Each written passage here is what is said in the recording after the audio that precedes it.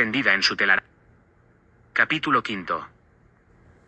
Las finas patas y alargadas de la araña se desplazaron rápidamente por la superficie del techo hasta llegar justo a la altura de la niña. En ese momento comenzó a descender suspendida en su telaraña.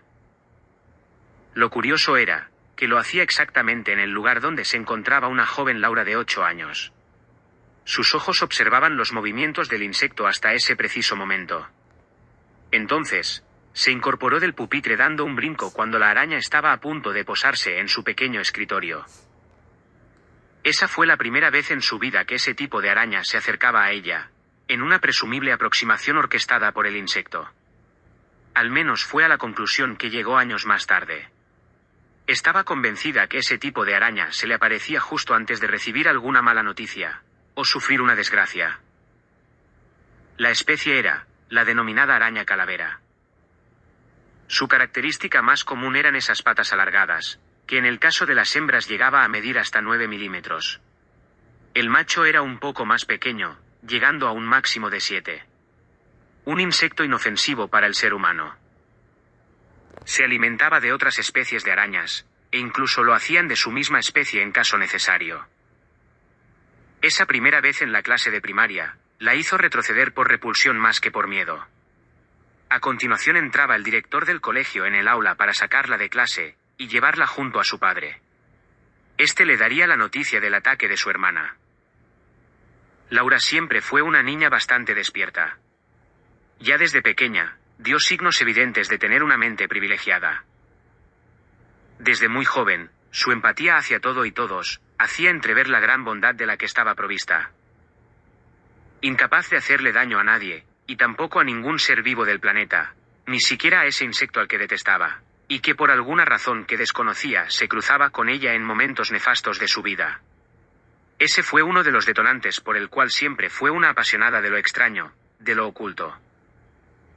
Nunca creyó en casualidades, más bien en causalidades, como había manifestado siempre que discutía con alguien de cualquier asunto misterioso. Estudiante de segundo de magisterio. Siempre con matrículas de honor entre sus calificaciones. Quería ser profesora de primaria. Le apasionaban los niños y aunque tenía una mente capaz de formarse para cualquier profesión más sofisticada, se conformaba con eso de ser una simple profesora de escuela. En casa lo veían como un auténtico desperdicio para una mente tan brillante. No era desmerecer una carrera como la de magisterio ni mucho menos, pero sabían que era capaz de cosas mucho más ambiciosas y técnicas, y por ello no ocultaban un sentimiento de decepción ante tal circunstancia. Siempre fue una niña muy protegida, sobre todo después de lo ocurrido con Annie. A partir de entonces lo fue todavía más, y eso le impidió hacer cosas que otras niñas de su edad sí hacían. Ya de adolescente se le había negado incluso algo tan normal y obvio como salir de noche con amigas. De hecho, esta era la primera vez que dormiría fuera de casa. Ocultas entre los árboles bajaron del coche. Desde la ubicación donde se agazapaban se podía divisar la carretera perfectamente. El Ford Mondeo no tardó mucho tiempo en aparecer por ella. Desde el terreno boscoso pudieron contemplar cómo éste emprendía de nuevo la persecución de las mismas. El Ford iba acelerando por el tramo donde Annie se había desviado y seguía hacia adelante como habían previsto las mujeres. «Coge la mochila, tenemos un largo paseo hasta ese pueblo», dijo la hermana mayor. «¿Qué vamos a hacer, Annie?» «Pedir ayuda. Buscar un teléfono y llamar a la Guardia Civil.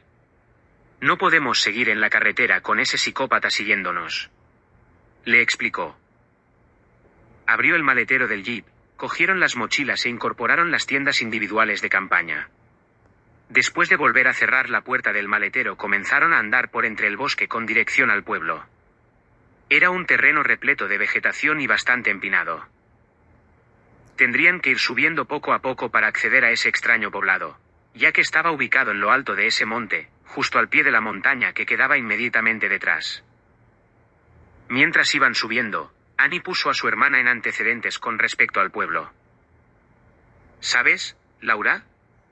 Antes del ataque de esos dos desgraciados donde estuve a punto de morir, hubo otra ocasión donde mi vida corrió un peligro extremo, hasta el punto de salvarla por los pelos». «¿Cómo? ¿En serio?», dijo sorprendida. Fue en este pueblo. Hizo una pequeña pausa para coger aliento y prosiguió con el relato. Era el año 1999. Yo tenía un novio que en ese verano se trasladó a una localidad que hay a unos 100 kilómetros de aquí. Ese año, ya mamá, había conocido a tu padre, y la pobre lo había pasado fatal con la enfermedad del mío, y luego todo ese tiempo hasta conocer a Guillermo. ¿Te he hablado alguna vez del Seat Ibiza destartalado que tenía en esa época? Sí.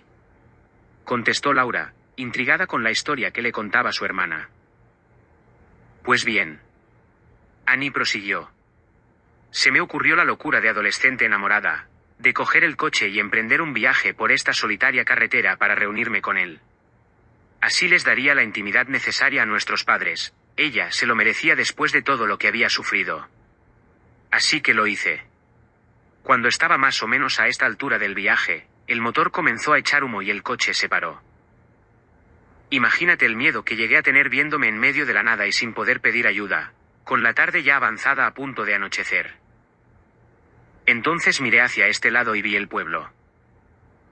Me quedé un poco como tú al ver que no había una carretera que accediera hacia él mismo. Así que dejé el coche en la cuneta, y me encaminé a través de la vegetación, con la esperanza de pedir ayuda, buscar un teléfono, y llamar a una grúa. Cuando llegué descubrí que los lugareños eran unas gentes bastante extrañas. Vivían en la más absoluta simplicidad, como si fueran ermitaños. El pueblo carecía de todas las modernidades como electricidad, teléfono, etc. Vestían incluso de forma rara, nada que ver con nada que hubiera visto nunca. Sin embargo, eran unas personas muy hospitalarias, amables y atentas, y me ayudaron en todo lo que pudieron. De hecho, hasta me salvaron la vida. La rápida intervención del médico del pueblo fue clave para ello. ¿Qué pasó?, interrumpió Laura intrigada. Annie evadió de momento la pregunta de la hermana para seguir relatando.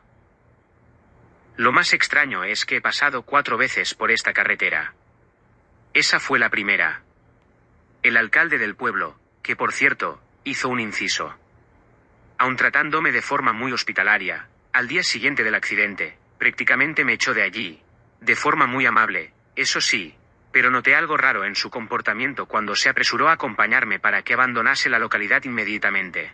Yo estaba convaleciente y le había pedido quedarme al menos un día más, pero alegó de forma un tanto nerviosa que era imposible, por yo no sé qué tradición. Annie hizo una breve pausa y continuó. La segunda vez que pasé por aquí, fue unos años después. Iba con unas amigas, para hacer precisamente lo mismo que venimos a hacer nosotras. Cuando pasábamos por la zona les comenté mi experiencia en el pueblo, y les pedí visitarlo, ya que se lo había prometido al alcalde, y además me apetecía mucho, añadió. Pero no fui capaz de encontrarlo. Es extraño, pero estoy segura que no me lo pasé. Aunque seguidamente fue lo que ocurrió, porque un pueblo no desaparece así como así. Dijo esto último frunciendo el ceño. Las otras 2 veces que he estado por aquí, tampoco fui capaz de encontrarlo. Incluso, pregunté en la gasolinera dónde nos topamos con ese despreciable, y no conocían la localidad. De hecho, no sabían siquiera que hubiese un pueblo por aquí.